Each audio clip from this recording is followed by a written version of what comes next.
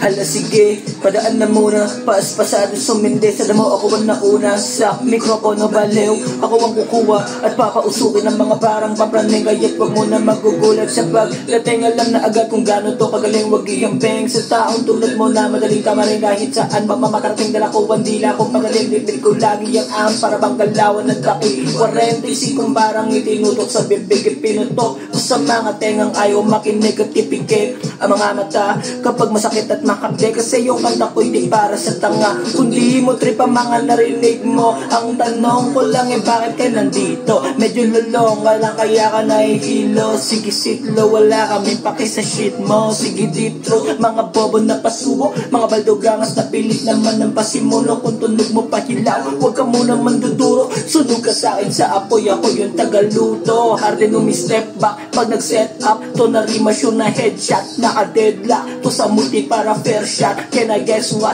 Di mo na magamit utak mo kasi ito'y na dead bat. Aba iyo, wag mo ako sagarin. Kung yung utak ng lababo, di pwede magmalalim.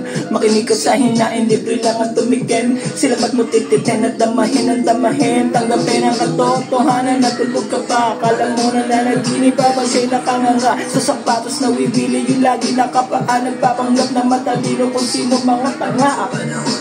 Kadali na lang di na matutupad ganon. Ang daming walang laman ng mga ulo kung bulok ang pinupuno. Kasalanan yun ang puno at sa dulo ng linya. Sana nakuha mo yung punto. Ano